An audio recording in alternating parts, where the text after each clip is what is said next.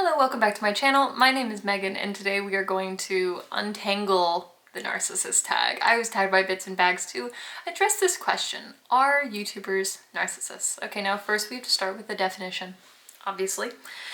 Narcissist, a person who has an excessive interest in or admiration of themselves. Do I think that every YouTuber fits into that definition simply because they decide to be YouTubers and put themselves out there online and take pictures of themselves and, have the audacity to sit in front of a camera and think that other people might want to listen to what they have to say?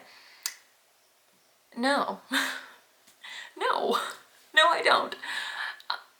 Are there some YouTubers who are probably narcissists? Yeah, sure. I think we've all stumbled across that channel where someone is really full of themselves and they feel that they can do no wrong. Sure, and then I think the right thing to do in that case is just to move on, Not leave anyone a nasty comment, not let them know that they're a narcissist, just move along. Now, I feel like this idea of people in the luxury community being narcissists, it gets thrown around so much. Now, do I think they have narcissistic tendencies? No. I think that people are confident. I think it requires a certain amount of confidence to sit down and talk to a camera and want to engage with a bunch of different people. I actually don't think that narcissists are confident. That's why they need that constant validation. That's why they can't hear criticism. Now, if I wanted just unconditional love and praise, I certainly would not turn to the internet. Okay, I would call my mom. That's not what I use YouTube for. I don't use it for validation. I joined YouTube because I like talking to people about this kind of stuff and no one's really interested in my personal life. Do I talk to my husband constantly about purses? Yeah, and occasionally he needs a break, and that's why I hop online and I talk to my girlfriends about it on here. I think YouTube is an amazing place, and I assume this tag just applies to social media in general. I love Instagram. I would have never met all of these incredible people if it weren't for social media. And getting to engage with someone who shares my interests, that's amazing, and that I can learn from them and maybe I can teach them something. This community is awesome. It's so helpful, and them having the confidence to put themselves out there, I'm so grateful that they do. If they thought it was narcissistic to want to share their passions, then maybe they wouldn't be on here. They wouldn't have joined, and that would be a real shame. Like, for example, I was in Louis Vuitton the other day. I don't know much about Louis Vuitton. I'm really new to their pieces. I don't own anything, but I knew exactly who I could talk to about it. And there's this army of women that I can turn to. I ended up texting Amelia Rose to get her feedback. Did she know anything about the bag in particular that I was looking at?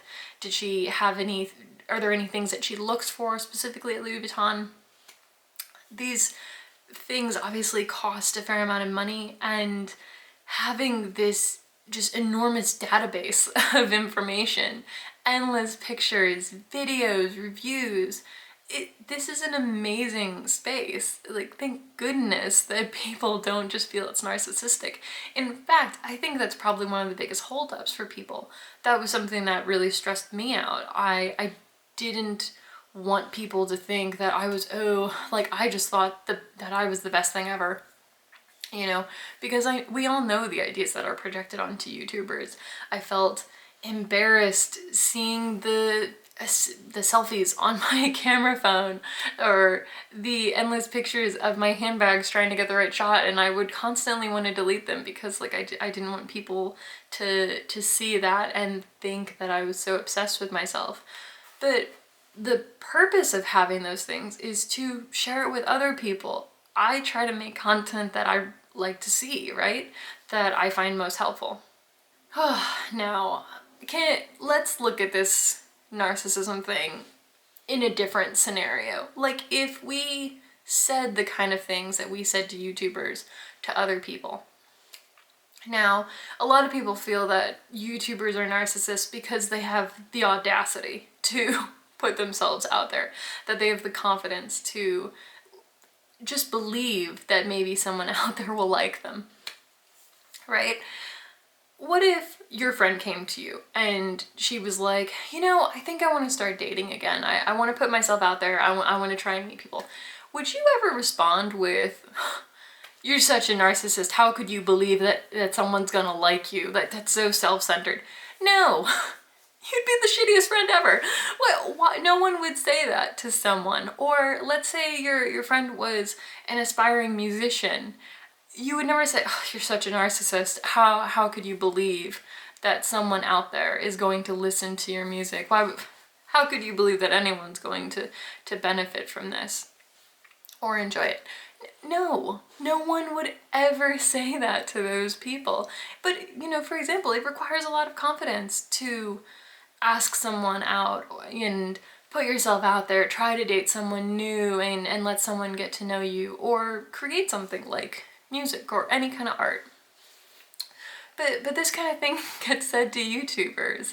It doesn't make any sense to me. Now, I think we've all met that person who thinks they are God's gift, they're the best thing ever. Oh, any person would be so lucky to date them. Oh, this person's just so lucky that they're getting their time. And we all agree that person sucks, okay?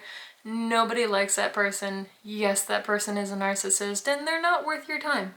Everyone dating, anyone willing to put themselves out there, does not automatically fall into that category. Personally, I know that my channel is not for everyone. Maybe you don't have the same affinity for cardigans or cats as I do, and that's okay, okay? I don't like every channel in the same way that, like, I didn't like every guy I ever went on a date with and decided, not for me. Okay, that's fine. Different strokes and all that. So, naturally, I know that not everyone's going to love my channel. Do I really love to have better engagement with people? Do I love it when my watch time goes up or my subscriber count goes up? Yeah, absolutely. Of course I do. It takes hours to edit videos. It takes a lot of time, a lot of effort. And when I see my subscribers go up, I know that it means I'm engaging with more people, that I'm talking to more people about the things that really excite me. Of course that's really fun to see. Now, there's a big difference between that and just assuming that everyone's going to love your content. I don't think any YouTuber is so disillusioned or thinks that everyone will love that they're gonna put out there. I think looking at critique online, it can be a tricky thing to untangle. If I don't like something that someone's doing, I just click out. You know, I think that seems like an obvious solution.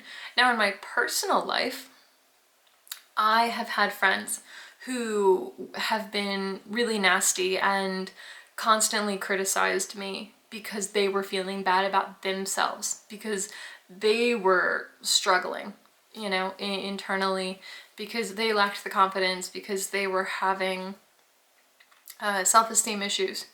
Those friendships didn't last because that's never okay. However, I have had friends who have said to me, hey, you know, I think you're messing up. I think this is an area where you're not doing the right thing, because we've all made mistakes. I've been there. I've gone through rough patches where I wasn't necessarily being true to myself and I wasn't sticking to my own values, and my friends set me straight, you know? And when you can take that feedback and you can internalize it and you can understand it and appreciate it and grow from it, narcissists can't do that.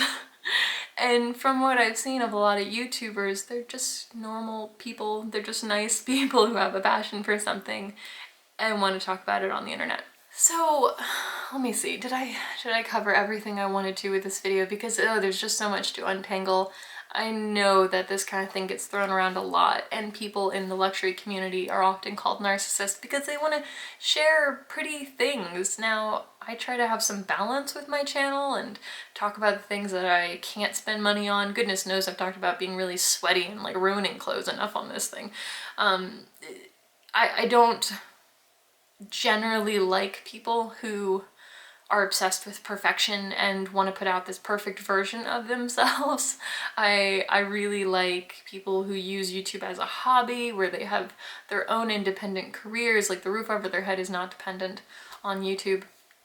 Something I've always loved about math and science, because I never felt like a girly girl growing up. I definitely never felt, I guess, I wasn't comfortable in the way I looked. And something I loved about math and science is that it didn't really matter how my hair was, or if I knew how to do my makeup, or if I felt pretty, or my cup size, whatever, okay? I didn't need anyone to be attracted to me to know that I was really good at what I did. And YouTube can be, well, it can certainly be an interesting place, but I think it's just so funny that this topic gets brought up so often, and I'm glad that we decided to do this tag just to share our thoughts on it. So I would love to know what you think about this tag, and if you're interested in responding and making a YouTube video, I'd love to see it. Please let me know. Anyway, I hope you enjoyed this, and I'll talk to you next time.